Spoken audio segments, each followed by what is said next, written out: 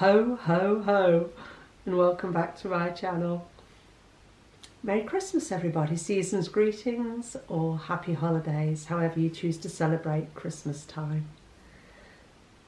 Right, I'm smiling today. I haven't been to group this morning, although it's Saturday. I went to group yesterday. And was I smiling when I came back from group yesterday? Well, in some ways yes, and in some ways no. It's a very, very different thing.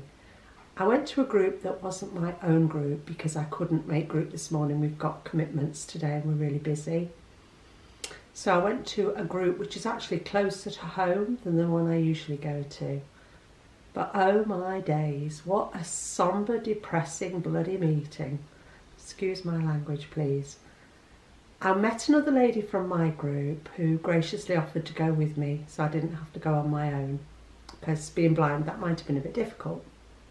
So I met her in the car park, we went in together. And to say that nobody spoke to us would be probably unfair, because actually the lady on the desk who took our cards was pleasant, very pleasant. But apart from that, well, we might as well have been invisible. The group leader, who's very well known in our area, totally ignored us. The woman on the scales was polite, in quotes, but not friendly. Not one member of the group spoke to us. We were like lepers. But it doesn't bother me, actually, it doesn't bother me. But it was just weird. Nobody offered us a drink, and yet they were making drinks for people. It was a food taster, and I think the truth of the matter was they didn't want us to taste their food. I think they thought they might be deprived if we took some of their food. But joking apart, if that had been my first experience of Slimming World, I'd be joining Weight Watchers next week. It was weird, just not what we're used to. Yeah, the nearest I've ever felt to being a leper, but it's okay because the results were good. Now, if I wind back to last week, and I said last week on my video that I did not deserve a £3 loss, and I wasn't being modest. Far be it from me to ever be modest. I was definitely not being modest. I did not deserve a £3 weight loss last week. I didn't believe I'd had a £3 weight loss. You know your own body well enough to know when you've lost £3, especially when you're at your lowest ever weight. So went along yesterday after having a bang on plan week. Excuse me, just had my breakfast. 2 A's, 2 B's, between 5 and 10 sins every day, walked 49.1 miles this week. So for me, that's bang on plan, and gained 2.5 pounds. And actually got off the scales really relieved, because that was a true weight. That's where I'm really at. So over the 2 weeks, I've actually lost ½ pound. Whereas 2 weeks ago, I was 9 stone, 12.5. Yesterday I was 9 stone 12. That's a weight I'm comfortable with. That's the weight my body's at. I don't know what happened last week, but I didn't have a £3 weight loss last week. So without over analysing it, and I actually had to be really, really careful this week because my head needed a wobble.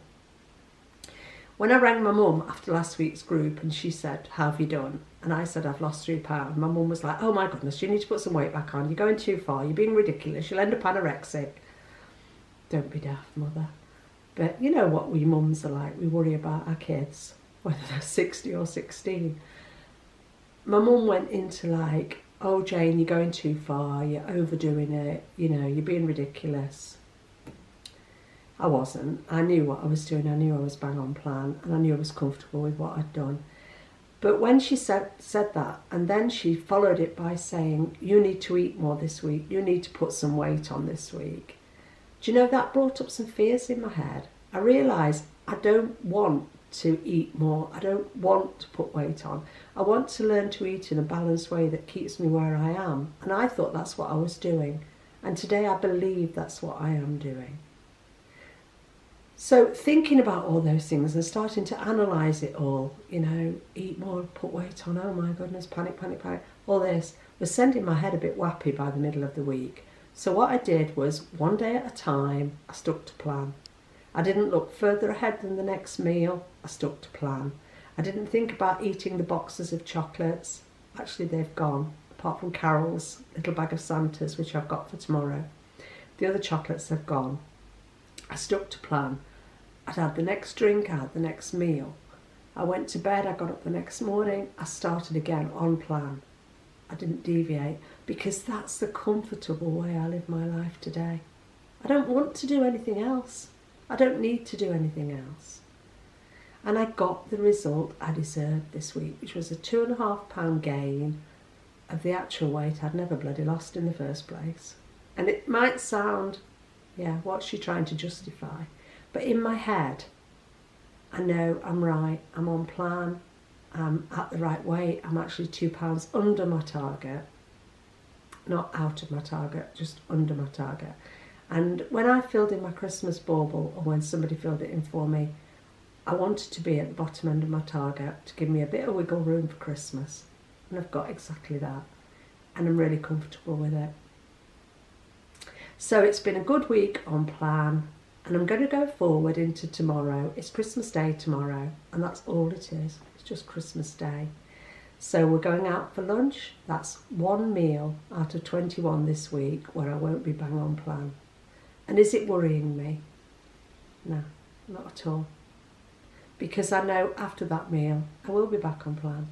Because that's where I need to be and that's where I want to be. I am loving this plan. And in a lot of ways, I'm living the dream.